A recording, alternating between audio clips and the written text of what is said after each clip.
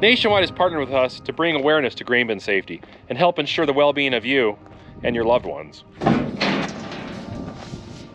There's been 475 entrapments documented since 2007 and 2020. In as little as 4 seconds, you can have grain up to your knees. And in 20 seconds, your entire body engulfed in grain with little chance of survival. 80% of those entrapments happen inside the grain bin and while equipment is running. And grain bin safety isn't just about entrapments. There's a number of ways that you can get seriously harmed from the equipment and machinery that you're using to handling grain. Now, Nationwide has put together a website called grainbinsafetyweek.com. I recommend going there. There's a whole treasure trove of articles that'll give you priceless information on helping keeping you safe as well as those around you safe. Now, let's just touch on a couple of those articles from the website, as well as a few things that I feel relate well to the operation here at Welker Farms. First up is identifying grain bin hazards. Entrapments, as we talked about earlier, is a serious hazard. Now, the bottom line with entrapments is you should never enter a grain bin with grain in there, ever. I know it's easier said than done. We've done it here on the farm, but that is where the accidents happen. It can be 100% avoidable if you never got in the bin in the first place. Another serious hazard is falling from a grain bin. They're tall, they're really tall. I think these are about 35, 40 feet tall. Before you go and climb a ladder on one of these bins, make sure you have the proper harnesses and safety gear, so that way in the event of a slip or a fall, you don't go 40 feet down to the concrete. Now, handling the grain, as adding it to the grain bin or removing it, can involve a number of hazardous machines, such as PTO shafts, augers, grain sweeps, heavy machinery, belts and pulleys, all sorts of moving parts that can cause some serious damage. And that hits home to my family, as a close family member lost half her leg in a grain auger accident. Entrapment is one of the #1 issues inside of grain bins. Flowing grain can pull a man down under a minute and bury him. Another issue is bridging. If the moisture develops just right, a cavity can develop inside of the grain mass with a bridge over the top of grain material. And if you happen to walk across or step on it, you can break through and then become engulfed. And crusted grain is bad too. Wet grain can get sticky and fuse together, kind of like mud, and it'll stick to the walls. And if you're in a grain bin, there can be pillars of grain, and if you happen to bump it wrong, an avalanche might happen of grain and bury you. There's also the risk of a toxic atmosphere.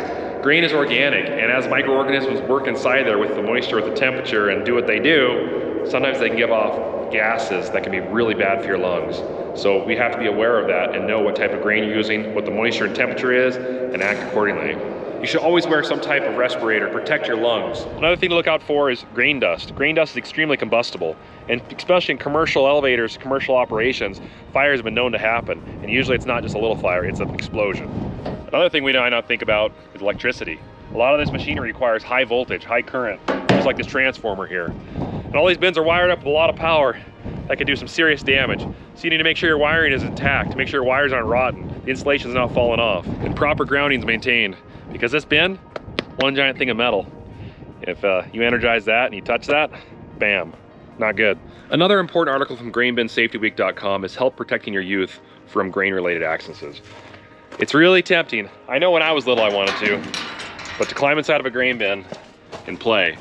It looks like a lot of fun in there, climbing on top of all that canola, but that's where you get entrapped, that's where you get gassed, and unfortunately that's where accidents happen. So the best thing is, just don't let them in. If you're young, you can stay outside. There's also a lot of machinery running around grain bin sites. Trucks, tractors, augers, whatever it may be, all potential dangers for youth and something that needs to be thought about. And most importantly, teach them the hazards of being around grain bins. Let them know they need to develop a healthy fear, a healthy respect for the bin sites, for the operation. And that way, it won't just be your word saying, no, you can't. It'll be their inside going, if I do, I might get hurt. Kids are important. We must protect our youth. Take the extra step to make sure they're safe. You won't regret it. It's worth it. They're the next generation. We need them. And last, be implementing grain management techniques to help lessen the chance of putting you in a dangerous situation and ensure your safety. If you operate around small grain bins and you got to use a floor sweep and get inside the bin often, I couldn't recommend more getting yourself a grain vac. Grain vacs have been a big part of our farm for the last several years. This here has transformed to safety. The dust is down. There's no moving parts inside the grain bin. It's just suction. You're just pulling through a tube. It's like a big vacuum cleaner. And all you have is just your PTO you have to worry about connected to your tractor, which you shouldn't be around anyways.